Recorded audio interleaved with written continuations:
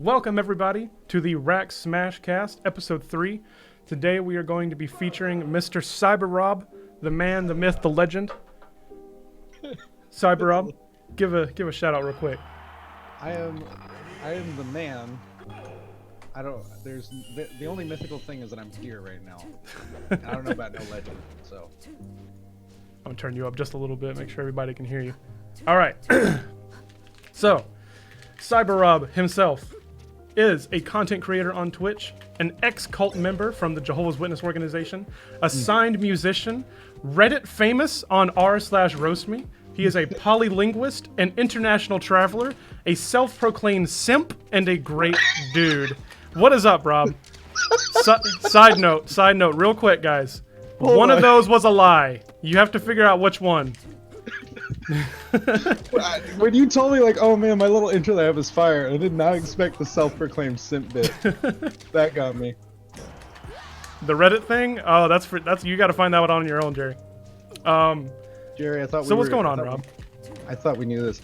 Nothing much. I'm having some interesting controller inputs right now.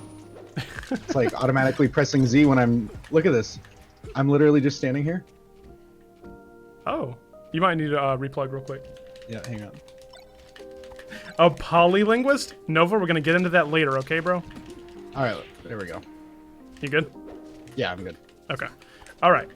So, Rob, So I found you on your Roast Me Reddit post. I did. said, look at this schmuck. What? He's basically the same thing as me. 20-something-year-old. Ex-Jehovah's Witness. I didn't know it at the exact moment that I saw the post, but I had a slight feeling. Even in my post, the title, I didn't put anything about the cult. Right. Wait, you said Oh, ex-cult member in your In title, the bio, right? so the way the In the roast me bio, works, that's what it is.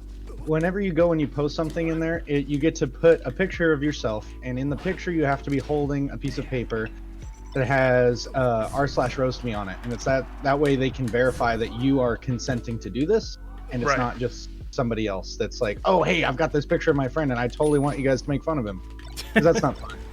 Yeah. So yeah, I found that bio in your little comment section on your Roast Me, and I was like, you know what? I almost guarantee he's either ex-Mormon or ex-Jehovah's Witness. So I hit him up. I was like, hey dude, I'm also an ex-Jehovah's Witness, which I think you are too. And I'm a Twitch streamer, and I think I also mentioned I was married at some point. But Yeah, you did. from that moment, we've been gaming and hanging out ever since. Become one of my best Twitch buddies, best streamer friends, and I'm glad to have you on the podcast, man. I'm glad to be here. When you hit me up, you messaged me, and you said like, oh my gosh, it is just. You see the light shield that just gets held? Yeah. I literally am not touching the triggers whatsoever. I wonder what's Hey, going now on. you know how I've been feeling for the past few weeks. Yeah, actually, I need that controller. I was gonna send you. No, well, because when you hit me up, you're just like, hey man, was it Mormon or Jehovah's Witness? And I was like, Jehovah's Witness. He's like, oh shit, me too. And I was like, oh, okay, let's go. And then ever since then, that was. How long ago Yeah. has that been? That was 4 weeks ago. 4 weeks? It was more. About a month? No. It was because it was a Wednesday. See, I just hit my 4-week anniversary yesterday. So it was 30 days, a full month. It's been my 1-month anniversary of my Roast Me. Oh, okay. Dude. Did you like all those fourth throws? Dude, I couldn't get out of it. What we might have to do is I might have to turn off unplug my controller adapter and we'll try it again. Oh, that's fine. That's no I'm problem. gonna try to muscle through it because it's just constantly shielding for whatever reason. Anyways. So to get into more of like how you grew up, we both grew up as witnesses, but I want to hear like your side. Were your parents like you were born into it, right? And, Yes, I was born into it. Yeah. So with me, I was, my family was extremely religious, and they weren't like, oh my gosh, we're not going to watch Marvel movies or anything like that. It was just like, they were really all for the cult. See, my dad was emotionally abused when he was a little kid, and so when his mom started studying when he was like 3 or 4, he started joining her too and getting into it. Oh, okay. I think one of my triggers is busted. Anyways, so he got really into it, and I can't do anything. So after that, it was just kind of like, okay, this is the way that I'm gonna have my family live. So he got us all really into it, and ever since I was a kid, we moved around quite a bit to support new congregations and whatnot. Okay. So we were just constantly moving around, constantly moving. So I've lived in, I say Texas, California, Dominican Republic, but within Texas, I've moved all over East Texas, within California, like most of Northern California I've lived in at some point or another. And I mean, honestly, I'm frozen. We started all these new congregations just in the religion, just trying to get things going. So when I say that my family was super religious, I was in it to win it. So I grew up in the mentality of like, you would go to the world headquarters, and they're basically called Bethel, and you're able to go through and take tours of it. It's where they make all the literature and everything. Right. So I would go through, and then the tour guides would be like, you see this here, son? This is going to be your home soon. I'm like, you know what? That is what I'm going to live for. I'm totally going to be a Bethelite. I'm going to work there. You get paid $90 a month for like over 40 hours a week, and then you're still expected to go to church. And it's crazy. Not to mention the personal study, too. Oh, man. Yeah, personal study was ingrained on me at a very young age. I used to love reading. They would do these... Here, let me unplug my thing real quick. Yeah, go ahead. I'm gonna just notice some comments real quick. Didn't even know Jehovah's Witnesses was a cult until 2 months ago. I just thought it was a small branch from Protestant. No, it is completely separate, Jerry. Mm-hmm. It is their belief systems are quite different, actually. I mean, it's still within the Christian realm, but the way that they go about most of everything is different. This guy sucks at cheat. Juicy, welcome to the stream, my guy. How did it go yesterday? You guys were playing like Minecraft and GTA and stuff, yeah? Oh, man. I kind of stole Rob from you.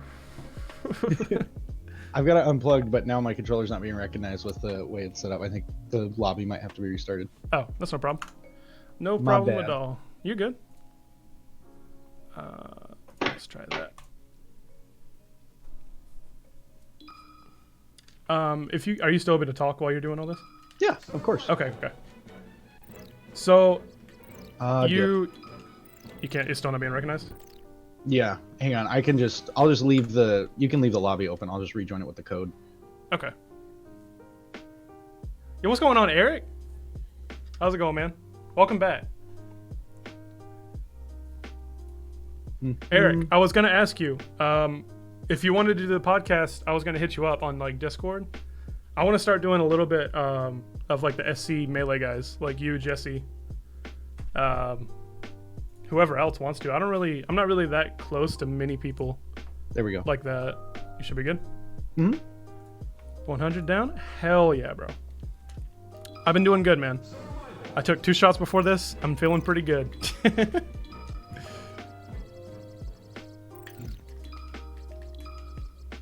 I also may or may not be down 2 shots. Hey. 2 shots, Rex. What was it? That was Victor's nickname for a little while, wasn't it? It was two shot Vic or something like that. Anyway. Excuse me. Sorry. No, you're good. We good now? Yes.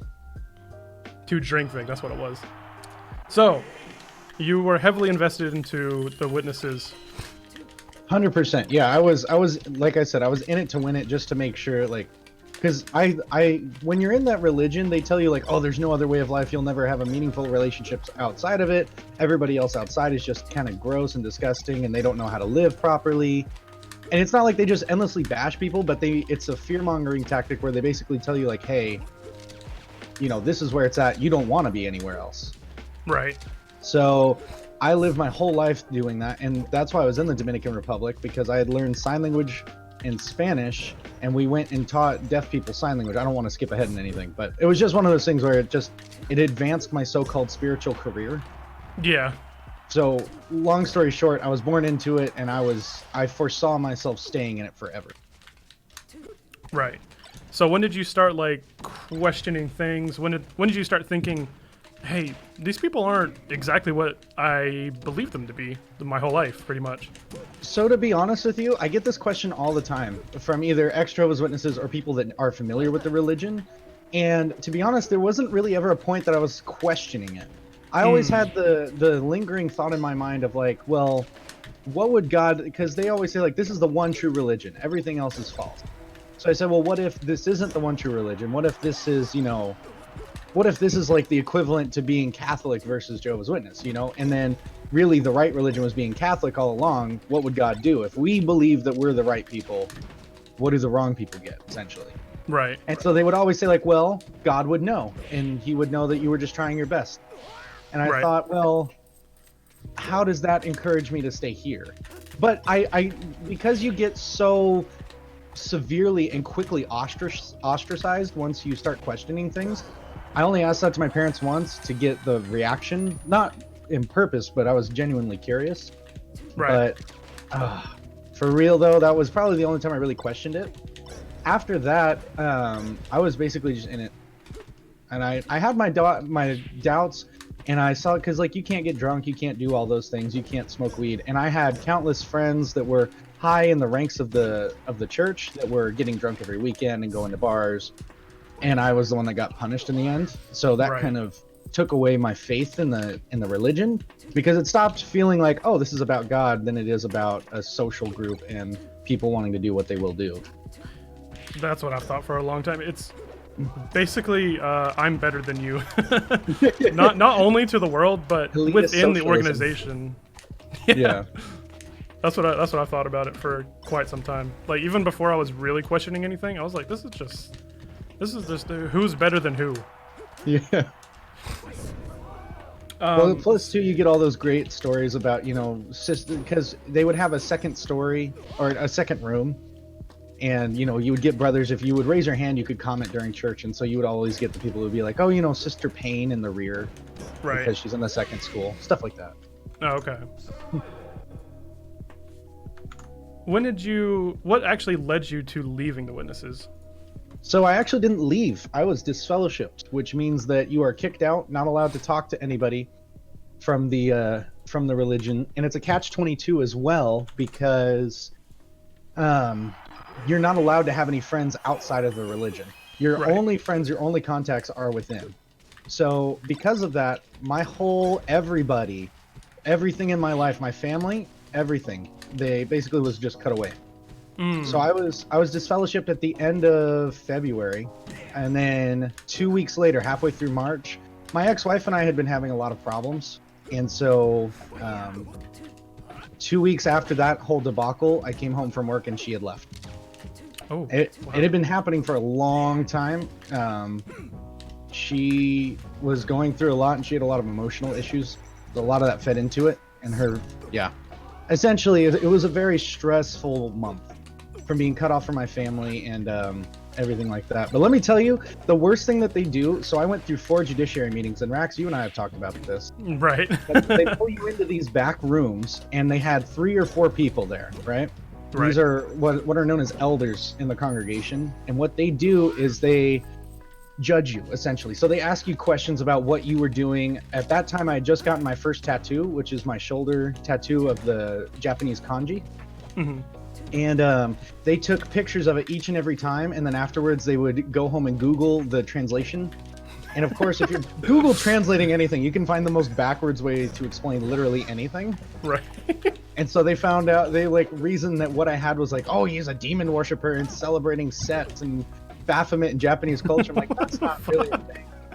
So all in all, these meetings ended up being a total of the first meeting was 45 minutes, the next one was an hour, the next one was an hour and 15, and then the last one was like 2.5 hours.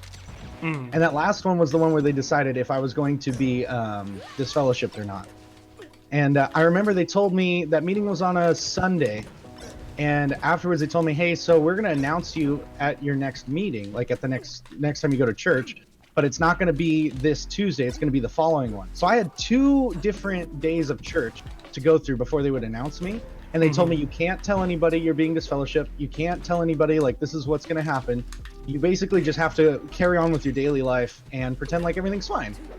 So one of the worst things was I didn't have very many friends in church, but I had my one best friend that we would play Fortnite or we'd play whatever together all of the time. Right. All of the time. And so I had to keep playing with him, and it was just a sickening, deep-seated feeling of like, wow, I'm here, I'm hanging out with him, but I'm not going to be able to after this day. And it made me feel like really guilty too. You know what I mean? Yeah. Because it's like, oh well, this is wrong, but there's kind of no other way to handle it. Because in your mind, right, they're not supposed to be hanging out with the person who's disfellowshipped. Right, exactly. But I wasn't disfellowshipped at the time, but the Right. judgment had already gone through. It's not completely one-sided in the decision for it to be disfellowshipped, because they say if you want, you can appeal the decision within a week before it's announced. And so I thought, well, I could appeal the decision and be like, hey, there's a lot more going on here that you guys don't realize. My ex-wife was suicidal. She was going through a lot. And so a lot of other things factored into this. But I also thought like, well, I don't want it to be like, I don't want to appeal this decision and make it seem like, oh, I don't agree with you. I think you're wrong. Like, this is just the worst, the worst decision you could have made, and been butthurt about it. Because really, when I was disfellowshipped, I was thinking in the mindset of like, hey, I'm coming back in 6 months. Like, I want everything to be ended on good terms, so I can come back and there won't be any issues, you know? So because of that, I don't know. It was one of those things that just really kind of fucked me up in the end. It's time to call the therapist, Rob. The what? It's time to call the therapist. You have no idea how many people tell me like, dude, you should probably go see a therapist. And I was like, no, man, I have a healthier mindset. It messed up my relationships with like dating. Because I've had 2 girlfriends since this. And there some crazy stories out of those. I don't know if we'll get into any of those today, because those are some crazy stories. They're absolutely nuts. But I'm in a much healthier mindset now, because like I talked about this last night on my stream too. It's just that I used music and translated it to either, and not so much anger, but so much as just letting emotions go. So, you know, either not so much breakup songs either, but just songs that had a good rhythm, and just being able to translate the emotions into lyrics or whatever. That's what ultimately helped me. So now I'm not to plug anything, but I'm actually part of a community that helps people that are fresh out of Jehovah's Witnesses, and to support them and bring them in, and to be the support that they are told that they would never have. So anytime that a new person leaves Jehovah's Witnesses, we you know, it's kind of just like a tight-knit group, and we're all there supporting each other. That's cool. What's it called? Actually, I think I asked you that a long time ago, but I forget what it was called. It's a subset of the Facebook group Toppling the Tower Globally. It's a Facebook group for ex-Jehovah's Witnesses, but there's a number of us in there that anytime there's a new member, we instantly message them, bring them into our arms, and kind of just show them the love and community that Jehovah's Witnesses had. Because that's a big thing whenever you're kicked out of the religion. Everybody's like super loving and super there for you, except towards the end. So it's this sense of community that you can't really get anywhere else unless it's in a religion or a friend group that you've had for a long time. So the big difference there is like, well, we want to show them that it's not just limited to a cult. It's not just limited to what you've grown up to. There's so much more out here that they don't talk about, or that they make seem scary or like a huge no-no. You know what I mean? Yeah, I know exactly what you mean. Because I mean, like, I was kicked out of the Witnesses, and I met you, and you've been pretty badass so far. Hey, thanks, man. Are you glad that you got kicked out? If you would have asked me probably 9-10 months ago, I would have said no, because I was excited to see what the world held, but by the same token, I just thought like, well, I'll just get like my depressing like shit out of the way. I will just be mad for a while, and then I'll go back. If you ask me that today, my answer is yes, 100%. If I had to do them any other way, I wouldn't have, because I was not anywhere near in the healthy mindset of being able to leave it on my own or by my own volition. And I was an extremely insecure person. So trying to go out on my own was just like this huge journey or trek that I thought I wouldn't make. But when I was thrusted into it and just had to make the decision of, okay, it's either, A or B, and it's A, going back to the Witnesses and trying to rekindle everything and having everybody know what you did to be kicked out and all of the rumors that would fly, I Yeah. just decided that, you know what, it's better to make all these new connections. And because of that, I've landed a great job. I picked up streaming again. We've made some badass content. I always end up saying like but honestly, most of my top clips involve you guys in some way. I think my favorite one is still, there's 2 Corvus highlights that are just my absolute favorite. But yeah, I'm very glad. I am too, dude. So you had a few friends. You said you didn't have a whole lot of friends, but the ones you did have who are witnesses and who still are, Mhm. what would you say to them if you knew that they would take what you said to heart about what's happened and like how you feel after leaving the witnesses? Like, you understand what I'm talking about? So this is actually something that I actually just got to live through. One of my best friends, he's from Canada. We met in the Dominican Republic. He was a brother to me. I love this man to death, and he's still one of Jehovah's Witnesses, so I can't talk to him. And when I was married, my ex-wife didn't like him. He was a nice guy, but she just didn't like the person I turned into when I hung around him, i.e. myself. And so she told me I wasn't allowed to talk to him or hang out with him. So I would end up playing games with him in secret or somehow keeping contact. But when he found out that I was disfellowshipped, he and I both cried on the phone and just realizing like we wouldn't be able to. And what was it, 2 months ago, I reached out to him. I was just like, I called him actually. I saw him online on Discord. I was like, hey man. And he's like, oh my God, are you back? Is this happening? And the happiness in his voice broke my heart, because I was like, well, no, I saw you online. I just wanted to talk to you about some things that I've been going through, like because I wanted him to hear from me the full situation rather than the gossiping people in the congregation or in my friend group or family that would just be like, Andrew went completely ballistic and he cheated on people, which isn't the case. My reputation in that town I was living in is ruined because they went and spread a whole bunch of lies and slander about me. So that's why I moved up to Oregon. Oh, okay.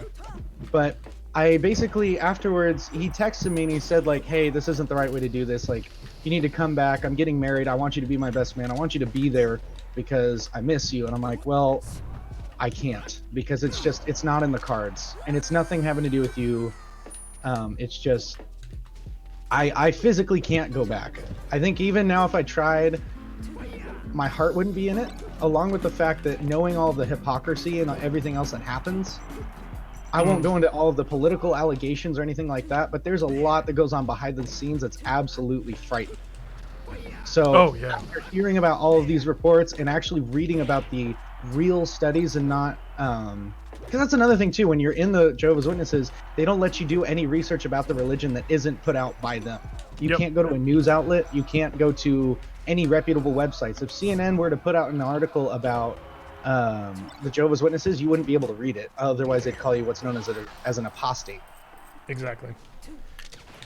It's very controlling. It's very controlling. But that's how a cult works. It's the control of information. It's the fear-mongering. It's everything to make sure that all of their, their members stay in and don't leave. Yeah. Apostate equals coronavirus. Sorry. Just peeped your Also, chat. shout out to my mom for subbing for 2 months straight. Everybody give her a clap in the chat, please. Your mom is so sweet, by the way. It was like the second day we had ever streamed together or done anything, and she popped in the chat, and she somehow, I think she found my Twitter through yours, and she followed me, and it likes all of my posts, and is so wholesome. I was like, I have a mom. It's like, this is like mom by association. She, ever since, because one of my friends, like best friends, left like at the exact same time we did.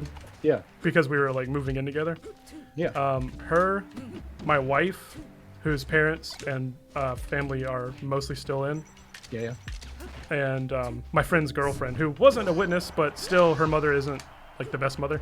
She's mom to all of us, and it means a lot to everyone. Mrs. Wilson, you're adorable. Thank you. And now she's supporting me streaming and my friends that are streaming with me. And it's great. She's a ton of fun. She is.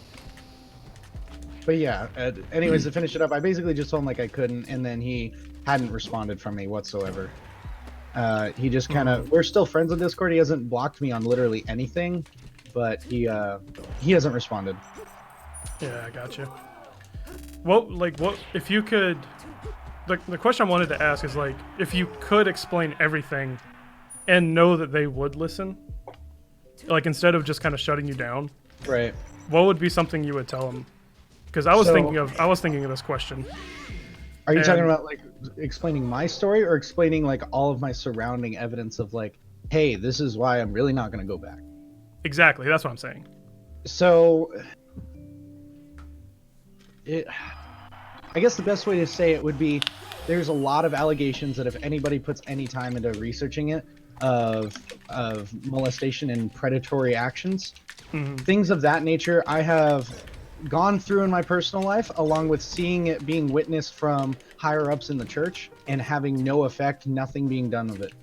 If anybody were to take 10 minutes, do a quick Google search, you can find countless tales, or not tales, because that means that they're fake or embellished. I mean, like countless accounts of people that have gone through this from this religion, and because essentially what they do is they don't report anything to the police. What they do is they go in and say, oh, well, Brother George did this, but there was only one person that said he did it, and it was the victim. So we can't do anything about it. Yeah, because you need 2 witnesses to do anything.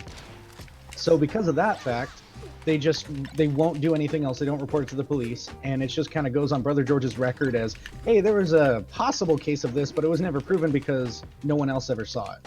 Right. So amongst other big factors, that's the main one that I would stick with and just because that in and of itself is so disgusting. It's fucked up. Anybody could do that in general, but let alone do that, lie to groups of people saying that you didn't do it, which, I mean, nobody really wants to admit to that, but then no punishment being levied. No justice happening for the victim. And I knew the victim in one of these cases personally, and it messed her up. And she ended up like falling in with a quote unquote bad crowd and leaving the religion strictly because of this terrible experience. Nothing was ever solved from it, and the man is still a higher up in the church and does a bunch of, like, at assemblies and conventions, the long day-long church series. Still has parts. He still has interviews and everything. Jesus Christ. Yeah, that would be the main point. I would just tell him the world isn't so scary. Because it's not. I mean, what they do is they put out these articles. It's like, oh my God, they're gonna do this to you. There's people that sodomize other people, and it's just all around. It's debaucherous, and it's like Sodom and Gomorrah in real life. And really, yes, there are people like that, but you don't have to live your life that way. You don't have to put yourself around people that are like that. But there's also people like that in the organization. Yeah, it's literally everywhere, because it's not just exclusive to the world. It's exclusive to mankind. Right. You know what I mean? It's society, which sounds like a cop-out, but we live in a society. So I heard you mention that you were streaming at one point, like while you were married, right? And your wife like didn't want you to? So I was streaming before I got married, and I had a little setup, and I used to do it for friends, and I used to have like 7-8 people watching me at a time. Right. I never made affiliate because back then the requirements were extremely high.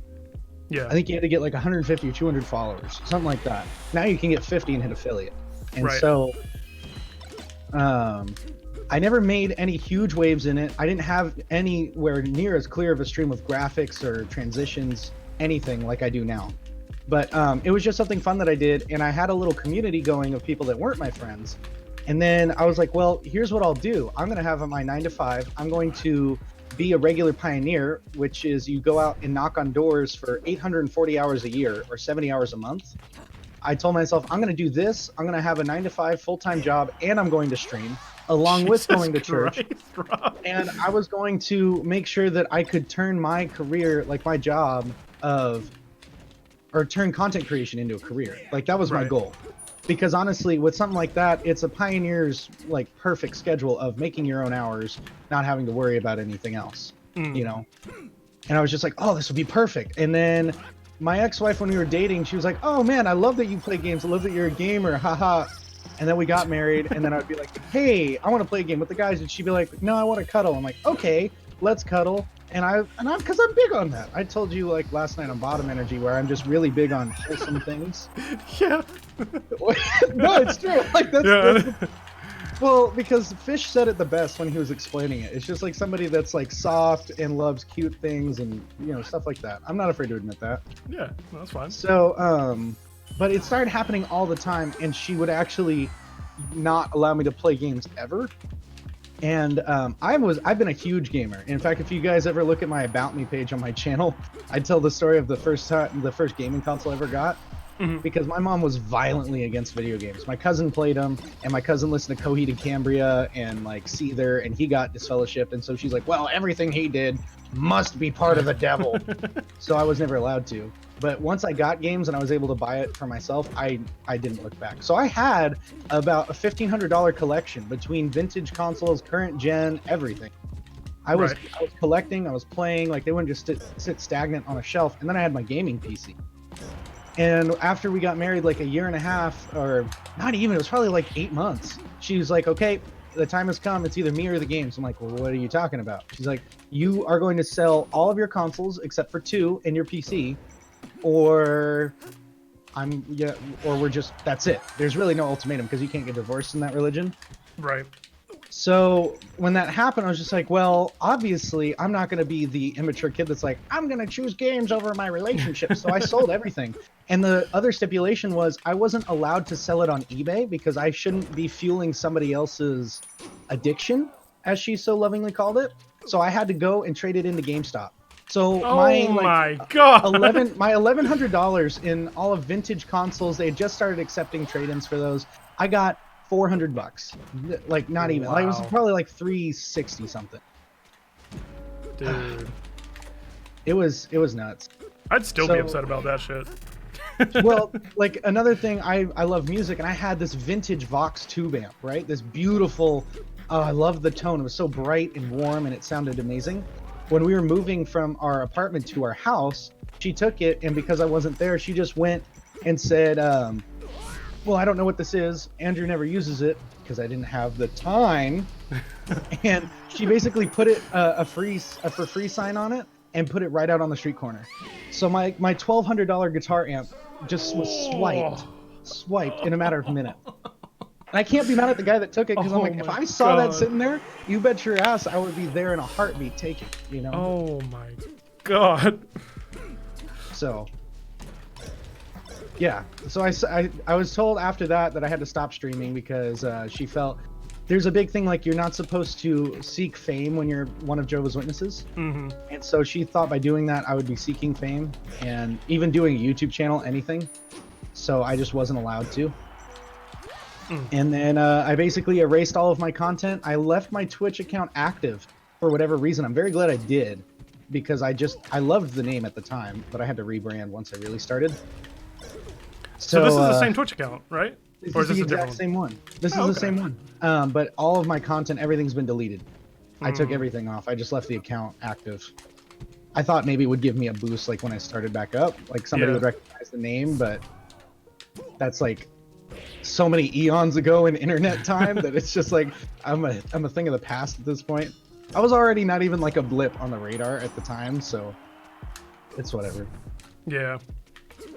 So, but this has been like a goal of yours to be a content creator for years, it seems like. Oh man. So yeah, I grew up and I didn't really start watching YouTube like content creation until I was like 16, 17, because that's when I moved to Fortuna in Northern California, which is right outside of Eureka. Mm-hmm. And I met my best friend at the time, Joe, and he showed me JonTron and Egoraptor. Ooh. And I had seen Egoraptor before, but I fell in love with JonTron and his fucking humor. Everything about him just fucking kills me. And if I'm a simp for anybody, I'm a self-proclaimed simp for JonTron, because good lord, the man's voice is on my alerts on my stream. Like, right. I hope I don't get in trouble or he doesn't get mad at that. And if he ever does, I will take it off immediately. But he's a huge inspiration for all of my comedy, all of my edits, everything stupid like that. Because I don't know what it was. He made me feel okay to be a dork.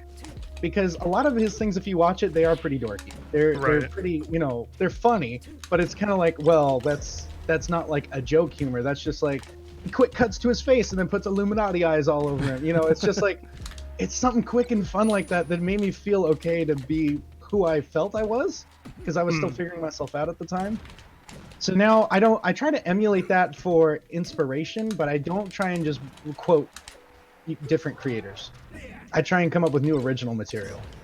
But yeah, this has always been a dream of mine, and it started out as like, oh man, I can make money playing video games. That sounds amazing. Like I totally want to do that. And now it's even when I like thought about picking it back up in the past year, I was like, oh man, I'd love to sit at home on my ass and play a video game. But now it's literally, I literally just want to sit here and get to know more people and associate with them, and then make the funny clips that I know that I've always had. Right. And it's not like saying like, oh, I've always been a funny guy. I'm talking about there's been so many funny things that happen at a moment's notice that nobody will be able to capture. If you think about when you were playing your Xbox 360 with your friends, nobody was recording it. How many funny things genuinely happened and occurred naturally and organically that will never be discovered? Right. I want to have that ability to capture these and brighten somebody's day. That's what content creation is all about for me. That's what your main goal is? Yeah, honestly. And if I have to be a dork and I get to be myself doing it, I can't imagine a better career. That was an amazing role, by the way. I can't imagine a better way to wake up and be like, okay, time to just be myself rather than putting on a customer service smile. Time to be myself rather than trying to appease other bosses or go to somebody else's standards. I hold myself to the highest standard. If I don't feel up to streaming, I will end stream, because I would much rather end a stream early and get slightly penalized for it than I would than I would stream at 50% or 50 or 70% my mental capacity, because then I'm not putting out quality content. I'm not putting out anything that's worth watching or worth coming back to. Are you liking these raspberries? I'm really Take a bad. moment. You notice how I was able to keep talking? Yeah, that was Because good. I'm mentally prepared, like, oh, if he's gonna play Puff, I'm just gonna be quiet. I'm gonna be fine and just finish whatever sentence or thought I have. Get outta here. So my next question, I actually was gonna ask you what is your main goal when it comes to streaming, but you kind of answered it while I was in the middle of it. Yeah. But the next question is, what do you think the next big thing is going to be on Twitch besides yourself? I know you're going to blow up and become the next. No. Who was it? Somebody when what was it? REHTG official. Those are the two big names I remember, because after that I couldn't look at the screen during this past Monday, because that's when I hit 50 followers. But there was such a big follow train going. HTG basically just commented and said, "This man's gonna break Twitch." And I was like, "I'm not," because to me it's crazy. I'm just a guy. Right. And I have people coming in to watch me, and it blows my mind. But I don't know, the next biggest thing on Twitch. Honestly, Twitch is such an evolving platform that it's hard to pin down what's going to go viral. I could not. I haven't seen that skin. That's cool. Yeah, it's pretty cool.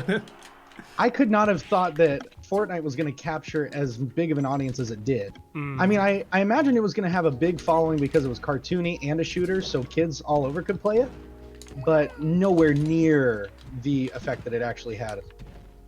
So to be honest with you, I think Twitch is just going to continue evolving. Even when Fortnite died down, people were playing Uno. They were streaming Uno. And that got big for a while. Minecraft came back from the brink of it was still being updated, but nobody was playing it online or nowhere near the big community. Yeah. Dude, So really, PewDiePie. I think, He yeah, brought it back. I think literally anything has the ability to go viral. I mean, my sorry ass on that Reddit post made it to the front page in less than 12 hours. If I can somehow manage to get viral, I'm pretty sure literally a brick in a potato salad could go viral. What? Brick and a potato. That's Not a new saying one. I I'm hadn't a heard brick that or a potato salad, but Oh, I thought you said outta a here. brick in a potato salad. Sure, why not? That works either way.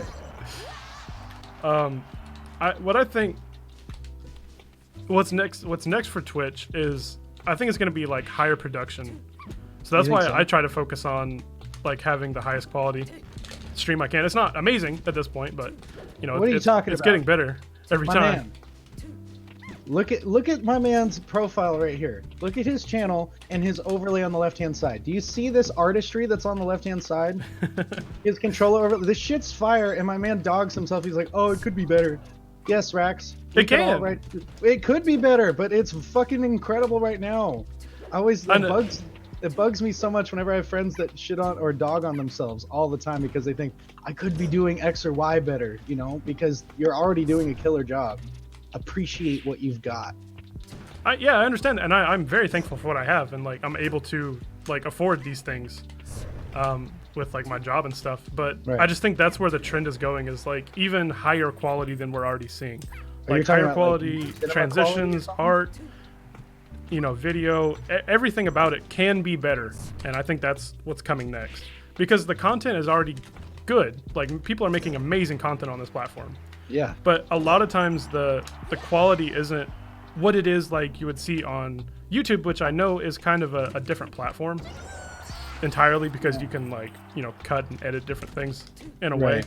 But if you can have the highest quality stream on Twitch, I think you're gonna go somewhere if you're making good content along with it. I'm not saying if you have an amazing quality stream that you're gonna, you know, do anything, because Oh, you I see also what still have you're to be entertaining and, you know, care about what your audience wants and everything. Yeah, you like can't that. be emotionless with like a top grade, you know, 4K cinema quality camera. Exactly. Use. I see what you're saying. I just think that's where I see the trend going. I could see that. But I mean, when it comes to a live platform site like this, because you brought up YouTube, yes, it's a very different type of content, Right.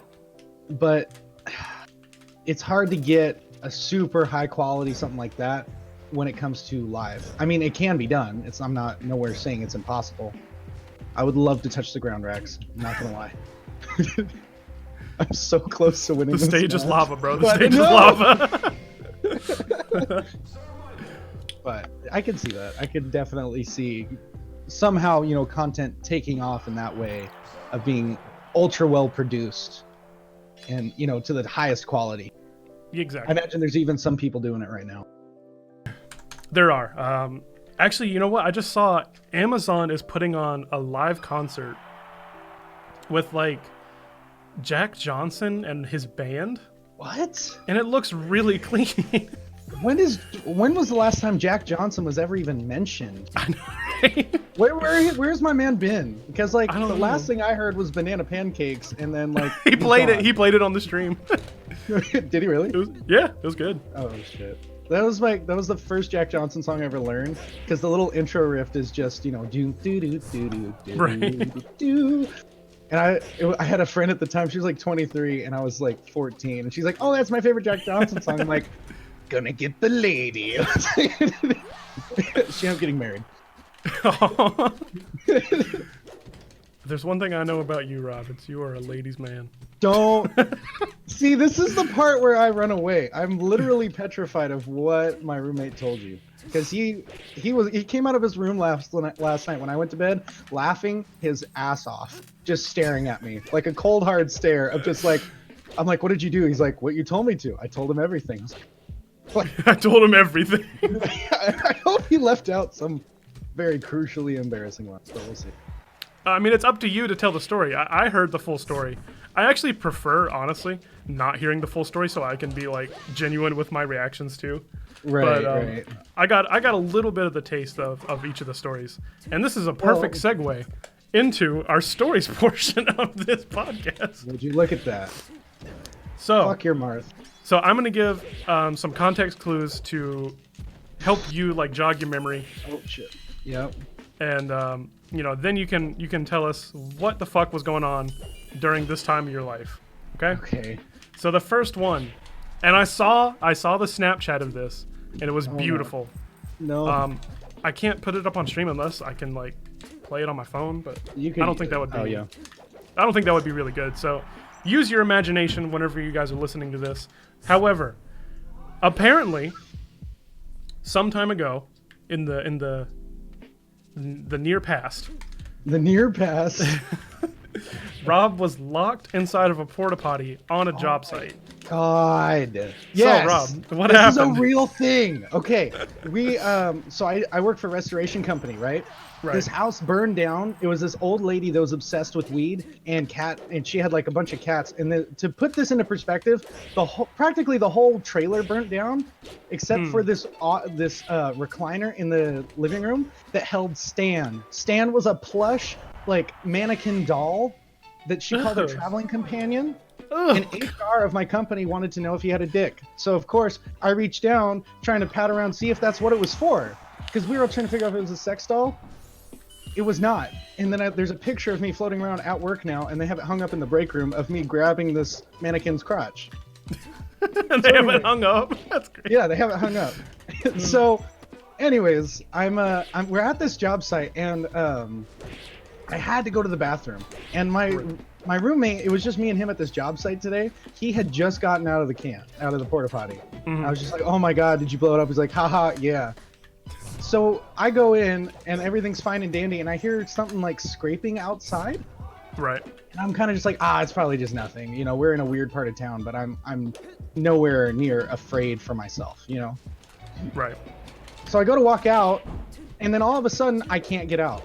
And let me tell you, the smell of his bowel movement was so volatile.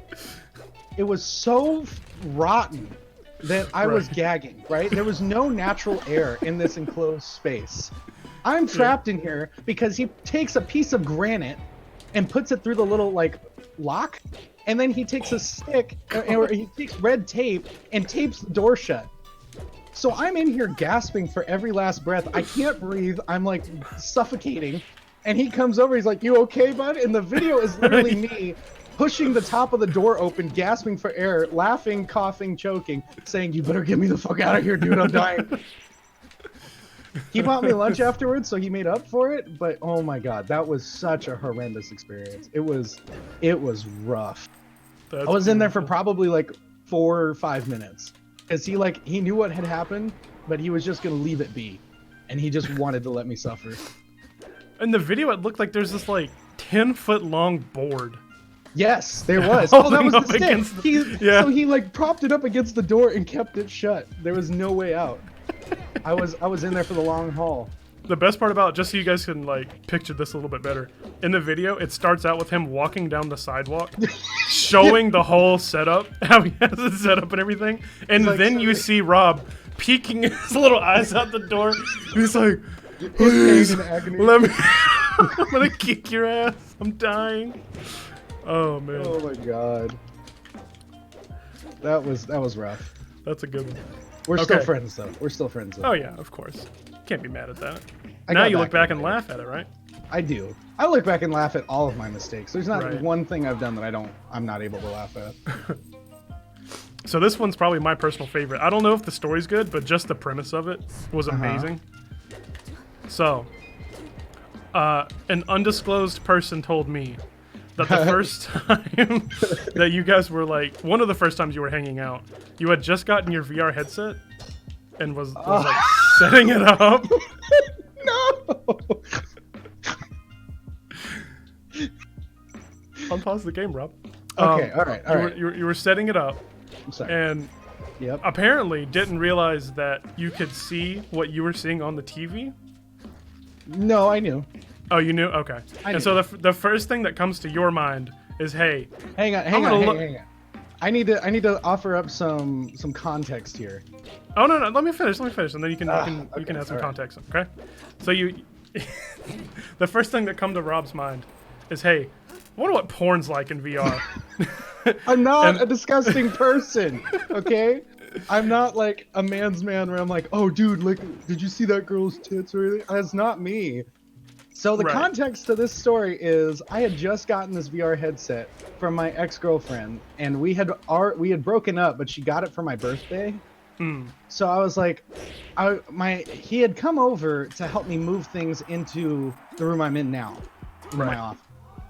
He had come over to help me, and so I was like, dude, since you helped me, here's beer, here's pizza. I have a VR set. Let's dick around on it. So I bought like 3 games that day, and we're installing them. I was waiting for them to come in, And I was like, well, while we're waiting, is there anything you want to see? He's like, haha, VR porn's funny. And I'm like, oh, dude, I wonder what that would look like. So I queue it up because it's my headset. I'm like, okay, you know what? I'll queue it up. I don't want your greasy hands all over it yet. Right. So I pull it up, and then he apparently, while I'm in there, we weren't in there for very long. We didn't look at anything for too long. I think it was all of like 2 minutes. But he has a video of me sitting in a chair, and I'm standing, he's in a chair, and he's literally hands over to me. He sees me with a VR headset on. I'm like, I think the video just goes like, oh wow, would you look at that? That's fucking weird. And then it pans over, and you kind of see a lady filleting a man.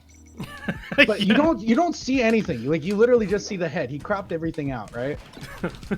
So he goes and shows this to our coworkers later. Both of them are female. And then one of them is looking at it. I'm like, I cannot believe you even recorded this. And one of them goes, is that a turnip? Like, talking about the girl's head. I was like, no, okay, that's it. We're deleting this video. And I think he still has it. I'm almost positive. He said he was so apologetic for this. He said, I do have the video. It's in my cloud, but it won't let me download the video. Oh, yeah. I would have loved to have seen it, dude. I don't know if I could have shown it to stream, but me personally, I would have loved to have seen that one. Yeah, that's embarrassing. Because I don't do things like that. I'm with him. I do it like I do stupid shit like that because it makes him uncomfortable, and it's purely the raw reaction. I see, Rob. I got you. I'm glad we got context for that one. Yes, context All right. is vitally important for that. So I've heard the story before, but for those who haven't, you once got into a car crash while heading up to Oregon, right? Oh shit! Or to go yes. see a girl, right? A lady friend. A lady friend. Yeah. And your roommate didn't believe you. Oh, nobody believed me. Are you kidding me? What happened? So it's December 23rd. It's a Saturday. It's 2 p.m. I had just the night before gotten back from my first ever Christmas party with my company. And so I was driving up to a town called Grants Pass, which is 2.5 hours away, and I have to go down this road that goes along this river. It dips down to a point where there's a ravine, and that ravine is 200 feet down. And so it's raining, and a mudslide comes and hits and throws a rock into the center of my lane of traffic.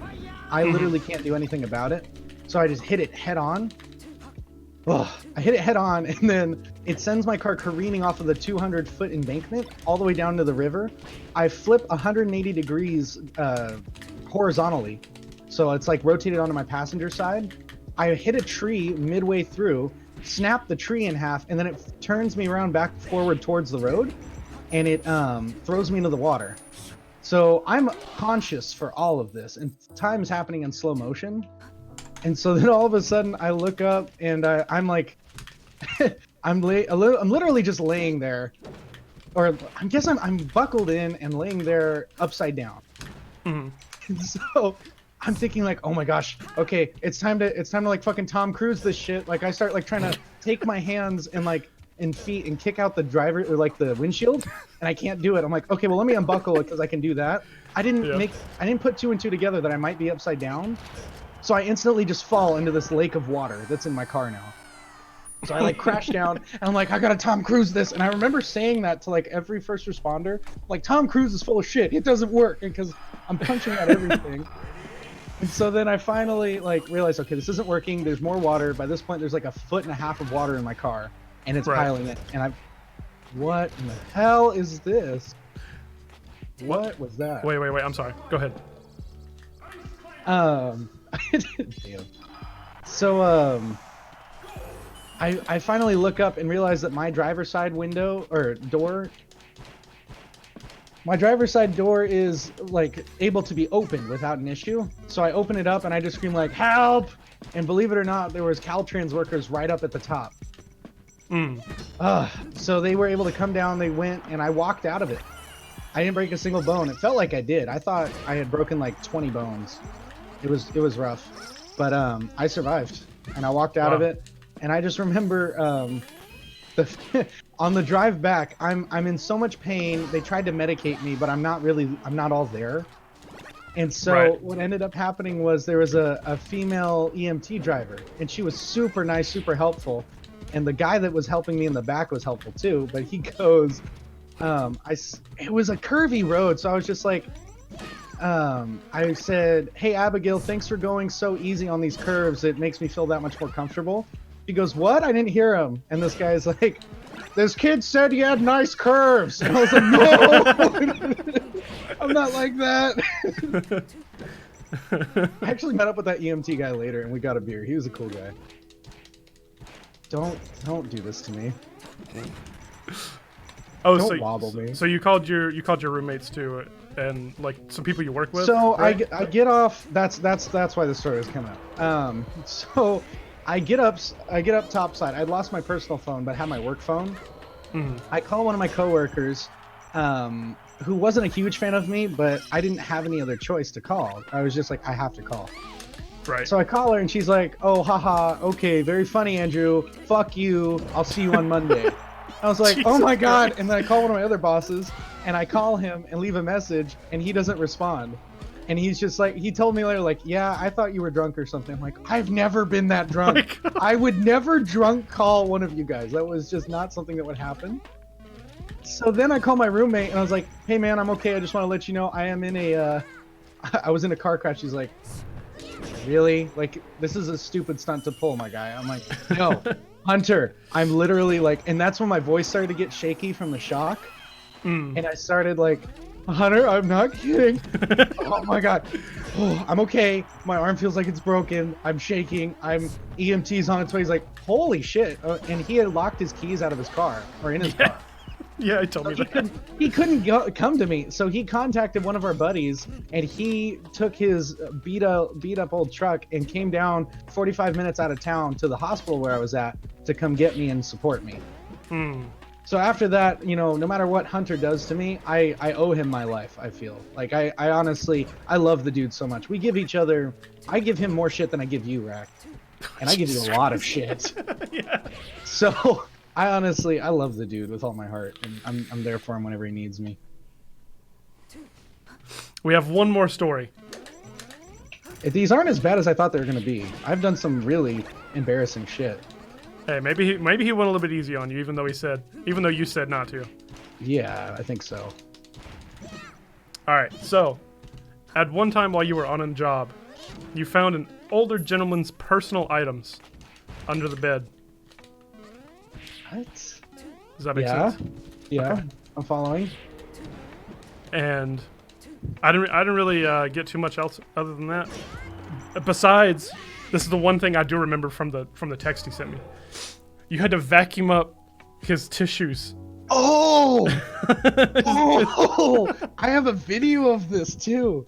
Oh my Jesus God. Christ. So we walk in, there was a water damage. There was a huge leak, right? Yeah. And it got the carpet absolutely sopping wet, and it smelled disgusting. And we Yeah. walk in, and I'm like, haha, it kind of smells like, jizz in here. Just kidding, but it kind of does. He's like, "Dude, you're disgusting." Way to go, Rex. You can wobble. Texted. Upbeat. So I was like, wow, this smells really gross. It kind of smells like this. I don't think it is though. So we have Right. to start moving furniture around.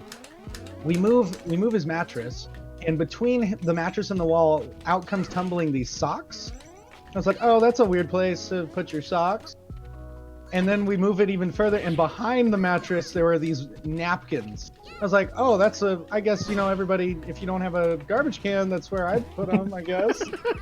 Yeah. And we moved the dresser, and underneath the dresser was the hardest socks, a combination of the hardest socks and they were super hard, and then some were really fresh. Oh no. And then there was Lubriderm down in there. And it was that's dude. when I put two and two together. I'm like, oh my God, it smells like it. It is it. This is just what's happening now. And so Jesus my Christ. roommate, he had to leave the room because he's just sick. And I'm like, you know what? Next time you're mad at me, remember this day. I went and picked all of it up with gloves. I wore a suit. I had a garbage bag. I told him, you better not forget this ever happened. He said, and I quote, "He was a real trooper that day." Yes, I was. I did that for him. I don't think he ever really appreciated what I had to do for him that day. But yeah, that was rough. And then we went, and I tried to tell my boss, oh yeah, man, I had just met the customer too, the guy whose room it belonged to. I'd met him face to face, shook his hand. He seemed And like then a after- normal enough guy. Yeah, I mean, as normal as anybody else would seem. Yeah. He had a little bit of a mustache. I'm like, that brings some ideas to mind. Right. But I didn't buy into it, and then I was like, oh, that's disgusting. And it was a family's trailer too. Like there were kids that lived there. Oh, So I told my boss dude. I told my boss about it, and he's like, nah, that's not him. I'm like, look at this. I recorded it, and I have a video. And I'm going around like, this seems like a pretty standard room. It's a little bit wet on the carpet, but at least we know it's water. And then I like come around and you see socks on the ground. And I'm like, oh no. And I come around the corner and you see like all the lotion. It's like, oh no. Oh no. Yeah.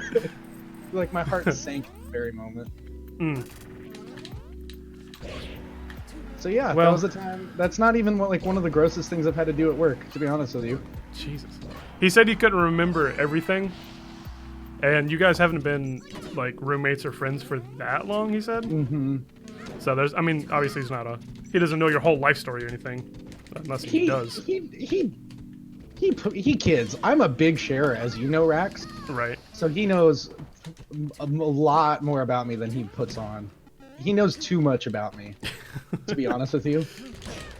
Because my guy, I've now a lot smarter with who I tell information to, Right. like online. You personas you and chose to people tell on, me? like, on the live stream, yeah. No, but I just mean like, I don't know, like. Back then, I would share literally everything. So he has all of this dirt on me. So I was expecting something a lot worse. Hey. Wasn't too This bad was then. painless. Besides getting wobbled for like 2 stocks. That was the most painful part of it. That was the most painful part of it. Well, after this game is over, and it should be over. Let's see.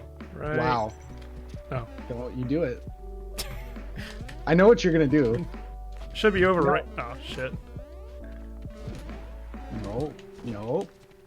Should be over right now. You underestimate me, right? Damn it. Should be over right about now. We're gonna move on to the next portion of this podcast, which is contextualize that clip. Oh, gosh. We were just No. talking about this earlier in the week. I'm like, I'm sorry, Rex. Like, I don't have any good clips that you're going to be able to do this with. And in this last week, I've gotten so many that now I don't know what you're going to bring to the table. So I'm excited. Hey, I hope they're good. As do I. Oh, I've gotten some good ones. I tried to choose ones that I personally wasn't in. You can't be part of the story. Yeah, I can't be part of the story because I already know the story. You are the story. Oh. Okay, so I'm gonna send you a link. Oh, we're doing a watch together? Yeah, watch together. Okay, hang on one second. Let me pull it up here. For some reason, my second monitor, whenever I play Melee, it likes to dip out on me. And so it puts everything to one monitor, and I have to change settings back. I think it's just the way that it handles it. All right, watch together. Got the link. Oh boy, I already see the little thumbnail. Jerry, All this right. was you. I'm afraid I can't remember what happens in this. Okay, All you right. ready? Yeah. All right. You're sick, ugly ass mug. 60 for Oops. Let's try this again. you're There we go. 69% towards your goal.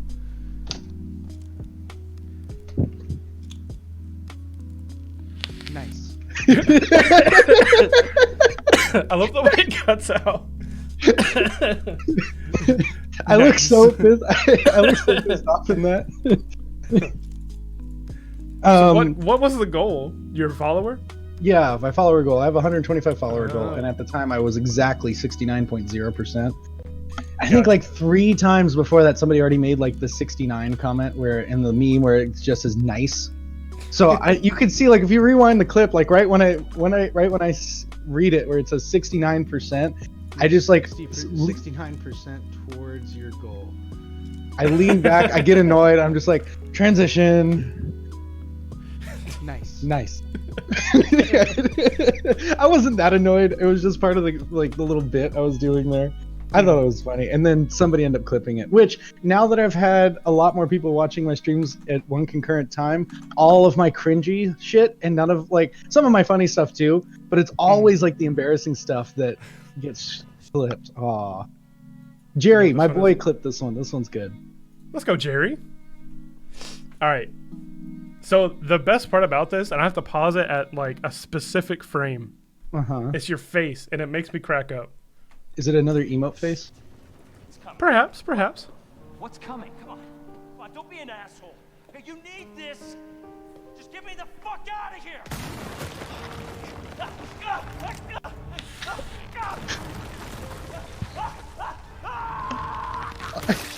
That's it. That's the frame right there. Look at this guy. It was so I wish genuine. I could zoom in. I've never played this game, and so I'm playing it, and it was just so shocking. Like I didn't see it coming. Is that Nemesis? Behind the wall? No, it's No? Mr. X. Nemesis okay. is from Resident Evil 3. Gotcha. My favorite part of the clip is like what the clip is called, and it's at the end where I just go, "Aw, I like him." And like it's just so soft and defeated. Like my friend has been killed. I've only known him for like 30 seconds. Yeah, that was a great one. I that was a completely genuine reaction, and Jerry's like, "Oop, here's some content clip." And I was like, I hate looking at my face when I play horror games, especially any Outlast clips if there are any, because I get so terrified. I hate jump scares. I hate horror games. And then everybody in my chat's like, "Play a spooky game." I'm like, okay, I'm just gonna shit my pants. All right. So we've had a good podcast. Rob, would you believe it's been an hour and 17 minutes already? No way. Way, dude. That's crazy. So now we're going to move on to our question and answer. Q&A. If anybody in the chat has any questions for Rob, let me know.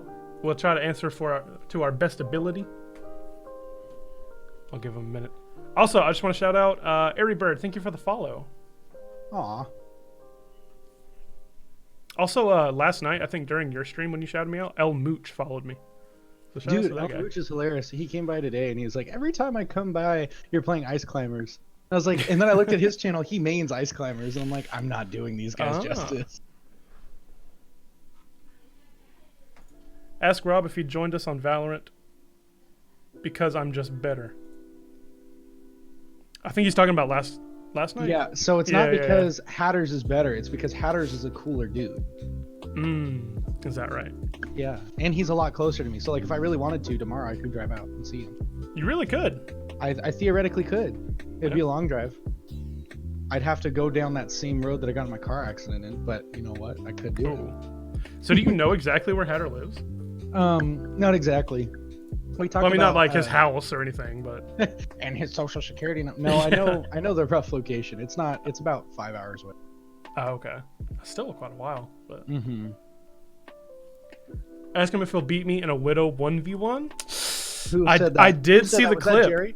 No, that was Ari Bird. Oh, she's bringing this here. I saw the Alright. clip, dude. She destroyed you. Okay, She was, but like, what way everybody up in the doesn't air. know, and Ari, you better back this up. The first night we did the 1v1s, I destroyed her. She was beating me left and right, and then all of a sudden I toggled in every single match I was going. Ari, back me up toggled? here. It did happen. I toggled. It What did is toggling? happen. What is is toggling where in you're just Overwatch? instantly getting better. Oh. Oh, She man. says, It did happen. And you know what? I will beat you in a Widow 1v1 again.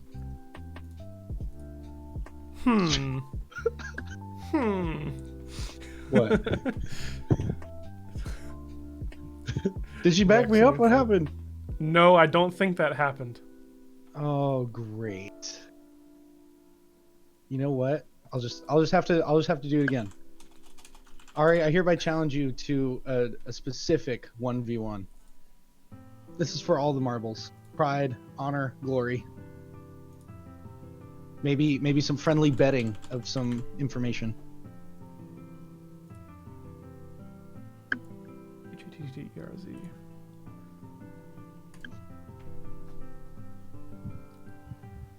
Sorry, I told Hat I would sub for him because he's my clipper. Oh, There dude, you go, I Hat. need to do that. I love that idea. Hey, man, it like supports you and them at the same time. Shit. Seriously. Ask Rob if he wants to have a beer sometime. XD. Hat, oh my god. When? You tell me when. And I will take time off and we will arrange this because that sounds badass. Because honestly, I've been grinding. I work 9 to 5 and then I come home, or I work like 7:30 to 5. I would just say 9 to 5 because that's like the cliche thing, you know. I have a day job. I work 7:30 to 5 p.m. and then I get on at streaming at 6 and then I finish up at about 12 or 1 and then I wake up at like 5:30, 6 a.m. the next morning and keep going. So I have not had much of a social life besides everybody that comes in and hangs out in my stream. That's why whenever people are talking, I'm super excited and bubbly because it's like I get interaction with people. All right, we got yeah. like 5 more minutes of questions. If anybody has any, if you guys are good, then hey, we'll arrange it, my man's. I promise. I'm excited for it. Bet. Let's do this. That's another thing. While we're waiting for another question to roll in, I've already told you this, but for anybody that hasn't heard me say this, Twitch has degraded my vocabulary tenfold. Like it's even started at work because one of my bosses went. He said, Andrew, that's a great job you did on that, you know, X and Y, you know, like great job. And I was like, Pog. He's like, what? I'm like, never mind. No. Thank you. Just looking down. He said thank you.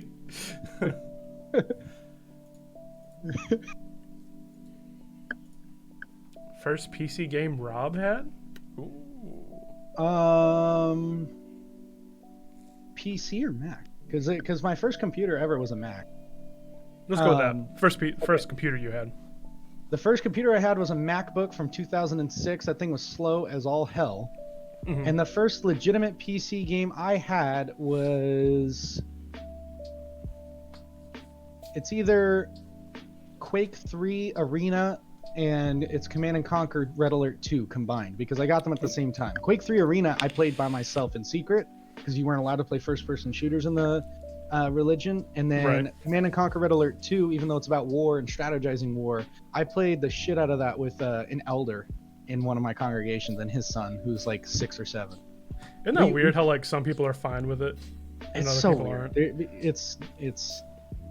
It's one of those things where it's like, oh yeah, you know, we can do this if we want to. It's a conscience matter. One of my best friend's dad was like against us playing Melee because it was too violent. I'm like, dude. I wasn't You allowed to gotta play Smash fucking Bros until I joke was me. like 14. I had to beg for it too. How are you feeling about Valorant streaming and all of the recent growth? How am I feeling about Valorant? I like it. I'm so much better at CSGO though, so when I play Valorant and Rax, you get like 30 kills, average of 25 every game. I'm happy for you, but it hurts me because I'm like, oh man, if we were playing CSGO, I average like 32 a game. I'm top frag, like I know the maps, and I know the maps pretty well in Valorant now, but the gunplay is just so wildly different, and abilities bring in this whole new level to things, especially like when you're playing Jet and somebody can just rocket up on top of on top of boxes that you wouldn't think are normally possible. Right. So it's just getting into the mindset. I have gotten a lot better though. So I brought my average up to like 15, 17 now. But for some reason, whenever we play, I get like nervous because I'm like, oh my god, people that I know are watching me, like within the game, you know, like everybody on my team knows me. So that's when I usually start to choke. It's because you're playing with me, isn't it, Rob? Oh my yeah, god, it I'm is. playing with Raxanut. Holy Man. shit, is that Raxanuk? That's my favorite inside joke. I don't know how many we have, but that's my favorite one. And then how am I feeling about streaming? I love it. I've met so many amazing people. Like last night, one of my viewers, Praga Gaming, came in, and he's from Malaysia, so the time difference is 15 hours. And he's like, hey, sorry I haven't been active. I was throwing together my first ever YouTube video with clips from my stream. I was like, are you kidding? Where's the link? So we watched it on stream. We repped this guy. He's now in the Discord because his video, Rax, was so clean. It was perfectly edited. It was so great. But I met guys like him. Jerry Berry's been amazing. Ari Bird, even though she gives me a ton of shit, makes me play Ice Climbers whenever possible. 5 times in a row. I don't know how, my man. She has amassed massive amounts of cyber bites. So she just always has enough to like make me do it whenever she wants. And then so Jerry, Ari, I met you guys through it. Hatter's been badass. I'm trying to think of all of like my concurrent viewers. I mean, honestly, I love meeting new people, and I'm very extroverted. And especially to make a genuine connection with people that will last for a long time, that's what I'm all about. So streaming, I've fallen in love with, and I will be at work and can't wait to get back. I honestly look forward to it. I get super stoked to just get back on and hang out and be myself, because at work you can't really be yourself. Yeah, You gotta- exactly, dude. You got to be professional. So here, professionalism is being yourself, because if not, then it's forced comedic value, and there's no value in it. 100%, man. And all the recent growth, it would have to be just, I am humbled by it, and in the fact that I don't feel like I deserve it in any way, shape, or form. It's been astounding, the amount of growth. I hit affiliate on Monday, Rax. 3.5 weeks after I started streaming, I've hit affiliate. I have 89, 90 followers. I get like 6 or 7 people each stream. It's blown my mind, and it's the thing that keeps me going. And like, because I got really insecure when I first started. I was just like, I don't know if I'm going to be able to do this. I don't know if people are going to find me funny. I don't know if I'm going to put out the content that everybody deserves or everybody really wants to see. And this has just been a huge boost, a huge... I don't deserve it. And the fact that you're all here just put, like, I spent an exorbitant amount of money to get a better mic, because honestly, I'm with you, Rax, and doing the higher quality stream, and just making sure that everything you're doing is to the best of your ability, pouring yourself into it. And because honestly, that's the only way I can feel proud of myself. And I'm Hey, you got to invest in yourself, man. Yeah, and I'm super self-critical. So everything that I do, if I can't do it very well, I get mad at myself. So the fact that I'm stoked to be streaming, it amazes myself, because it's like, well, I feel like I'm kind of on the right path here. Like I was more or less meant to do this in some weird way. Yeah. Dude, you know what I noticed? Like the What's other up? day? If I zoom in on my nose, like far enough, Yeah. like on my side profile, Mm-hmm. this is completely unrelated to anything we've talked about so far. Yeah, I noticed, but you know, it's a segue. It's all right. Kind of looks like Falco's beak, dude. Oh gosh. Kind of like my Follow side this man on profile. Twitter at Falco's Beak. Or like, Kind of looks like Falco's beak. I might just be Falco in real life without being a furry. dude, there are so. Come on, Rex. We all know in your, in that back little closet you have in your office, there is a full get up from Five Nights at Freddy's. Like, we know it's there. Oh god. No. Absolutely. Patchy the Pirate, you whooped it out for your anniversary with Maddie, and Maddie was like turned off by it, but she wants to be supportive. We've all been there, except me. Have you done Halloween yet? I have done Halloween. Halloween was interesting though, because it was with my ex-girlfriend who was psychotic. So at the time, I'll just summarize it really quick because I know we're running out of time. But she had cheated on me and was sending inappropriate pictures of herself to her friends through Snapchat from her PlayStation 4 group. Ugh. And so she wanted me to go trick-or-treating with her mom, and her little brother and sister. Mhm. So I tried to get out of it, but then we ended up going, and I wasn't dressed up as anything. I just had a skull beanie on. I was like, ooh, spooky. But I wasn't, they were like, well, you're not dressed up, so you can't go knock on doors. So I was like, I've knocked on doors all my life. I know how to do this. But so I ended up like every kid or teenager. I tried to focus on the teenagers. That Right. sounds terrible. I would try to ask the teenagers that would walk by me like, hey man, that's a cool costume. Can I have some of your candy? And some would be like, no, fuck off. I'm like, I've never celebrated Halloween before. And almost every time, people would just huck candy bars at me. So I walked away with like my pockets full of candy, just being like, hey, this is my first time, and can I get some of your candy? Except one of the kids scared the hell out of me because he was dressed as Pennywise. Uh-huh.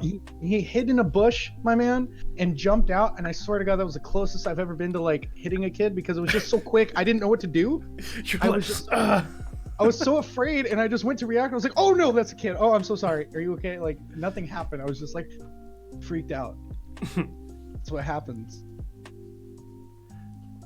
Brad Day, what's up, man? If you have a question for my guy Rob, I don't know if you caught the podcast we just finished up, but we're doing like a Q&A kind of thing right now. Rob, just a little quick context. He's a streamer.